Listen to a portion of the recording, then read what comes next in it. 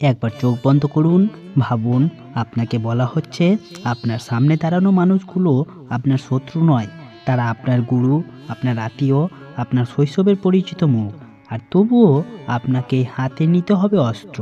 এই যুদ্ধ জিতলে আপনি রাজা হবেন, কিন্তু হারলে নয়। জিতলেও কি আপনি মানুষ হয়ে থাকতে পারবেন? আজ থেকে হাজার হাজার বছর আগে কুরুক্ষেত্রের সেই রণভূমিতে দাঁড়িয়ে একজন যোদ্ধার হৃদয়ে জন্ম নিয়েছিল ঠিক একই প্রশ্ন। তিনি আর কেউ নন, তিনি হলেন অর্জুন। এই ভিডিওটিতে আমরা শুনবো ধর্মযুদ্ধ আসলে কি, কেন এই যুদ্ধে না বলার অধিকার ছিল না, আর কেন যুদ্ধক্ষেত্রে জন্ম নিয়েছিল মানব সভ্যতার অন্যতম শ্রেষ্ঠ দর্শন শ্রীমদ্ ভগবদ গীতা। তাই আপনাদের কাছে একটা ছোট্ট অনুরোধ, ভিডিওটি অবশ্যই শেষ পর্যন্ত দেখবেন, কারণ এটা শুধু ইতিহাস নয়, এটা আমাদের প্রত্যেকের জীবনের যুদ্ধের গল্প। তার আগে আপনারা যদি আমাদের চ্যানেলে নতুন হয়ে থাকেন, অবশ্যই চ্যানেলটিকে সাবস্ক্রাইব করে ভিডিওটিতে একটি লাইক দিয়ে দিবেন আর ভিডিওটি শেয়ার করে দিবেন। প্রাচীন ভারতের রাজ্যসমূহে যখন কোনো বড় বড় সংঘাত সামনে আসতো, তখন তা শুধু দুই পক্ষের ব্যক্তিগত বিবাদে সীমাবদ্ধ থাকতো না। সেই সময়ে রাজনৈতিক নিয়ম অনুযায়ী প্রত্যেক রাজাকে আলাদা আলাদা করে চিঠি পাঠানো হতো। সেই চিঠিতে মূলত বলা থাকতো, এই বিষয়ে আমরা মনে করি আমাদের অবস্থানই সঠিক।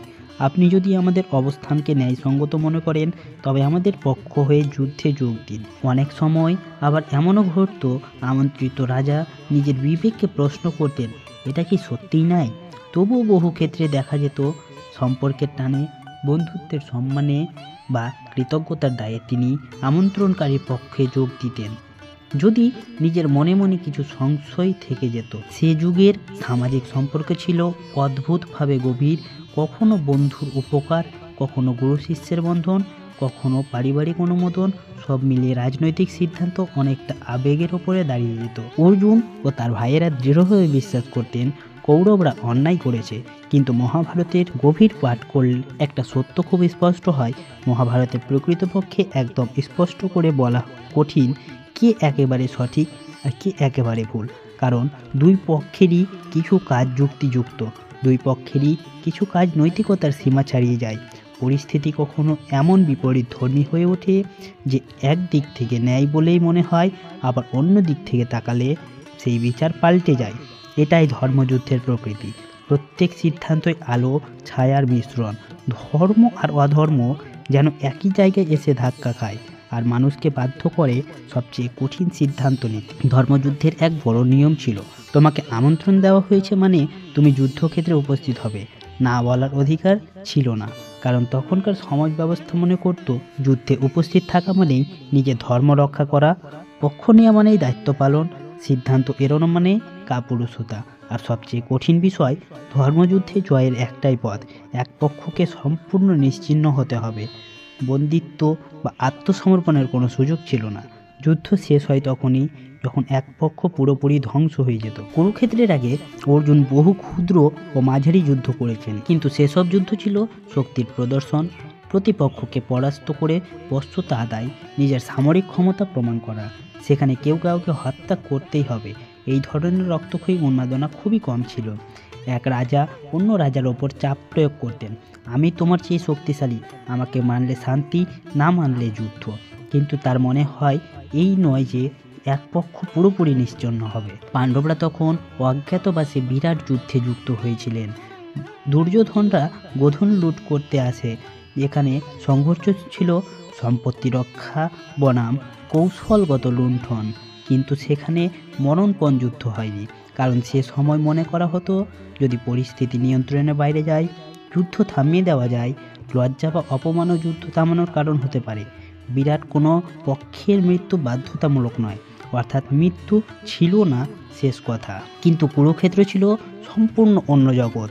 সেখানে নিয়ম ছিল, তুমি আমাকে মারবে, না হয় আমি তোমাকে। এর বাইরে কোনো তৃতীয় পথ ছিল না, কারণ রাজসিংহাসন নিয়ে প্রশ্ন, হস্তিনাপুরের ভাগ্য, কর্মরক্ষার নামে দুই পক্ষের জেদ, বহু বছরের অপমান, দোষ, অভিযোগ, অপরাধের সঞ্চিত আবেগ, সব মিলিয়ে এই যুদ্ধ হয়েছিল সর্বনাশের পথ বেছে নিয়ে। যুদ্ধ না করলে ধর্মভ্রষ্ট বলে গণ্য হওয়ার সম্ভাবনা ছিল, যুদ্ধ করলে মৃত্যু, না করলে নিন্দা।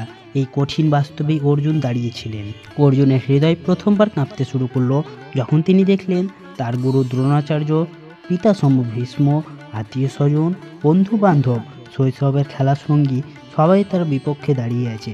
এখন তাকে সিদ্ধান্ত নিতে হবে, আমি কি আমার নিজের রক্ত মাংসের মানুষদের হত্যা করব? যদি না করেন তারা আমাকে হত্যা করবে। এই অবস্থায় এসে অর্জুন বুঝলেন এটা আর সাধারণ জয় পরাজয়ের যুদ্ধ নয়, এটা মনুষ্যত্বের বিরুদ্ধে দাঁড়ানোর সিদ্ধান্ত। তাকে নিজের কৌম হত্যা করতে হবে। জয় পেলেও অর্জুন বাঁচবেন না, অন্তরে ভেঙে যাবেন।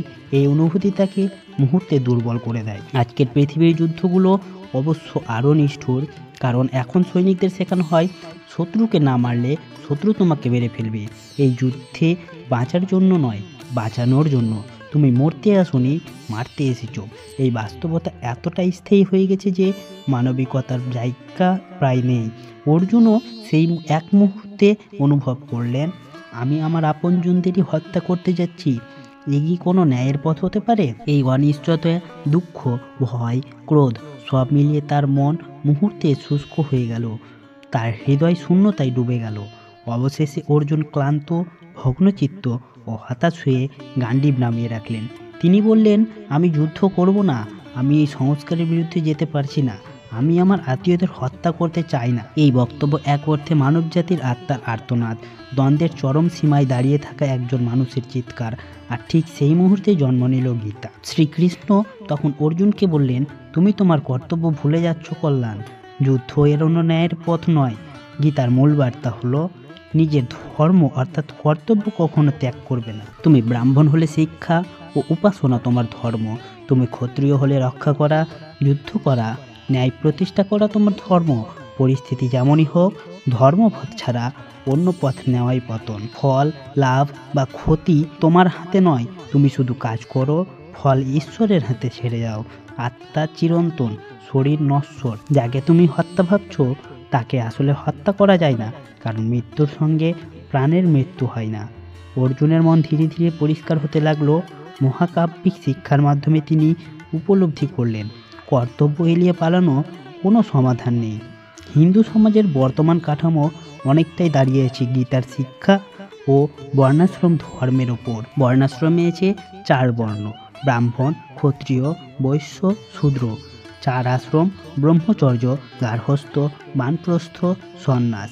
গীতার সবচেয়ে শক্তিশালী বার্তা, যে অবস্থানে ঈশ্বর তোমাকে স্থাপন করেছেন সেই দায়িত্ব থেকে সরে যেও না।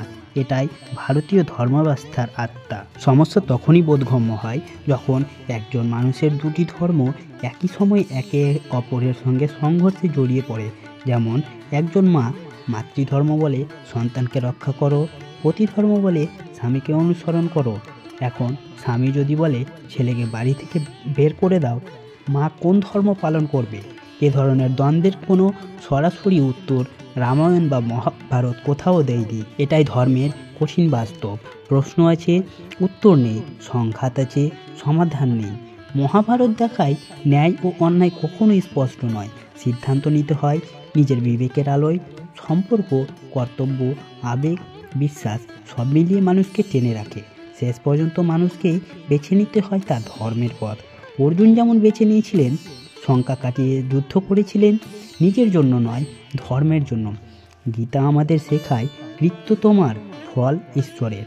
আর এই শিক্ষার ওপরই ভারতবর্ষের নৈতিকতা দাঁড়িয়েছে বহু সহস্রাব্দ ধরে। কুরুক্ষেত্রের যুদ্ধ শুধু পাণ্ডব আর কৌরবের মধ্যে সীমাবদ্ধ ছিল না, এই যুদ্ধ আজও চলছে আমাদের নিজের ভেতরে, কর্তব্য আর আবেগের মধ্যে, ন্যায় আর সম্পর্কের মধ্যে, যা করা উচিত আর যা করতে মন চায়।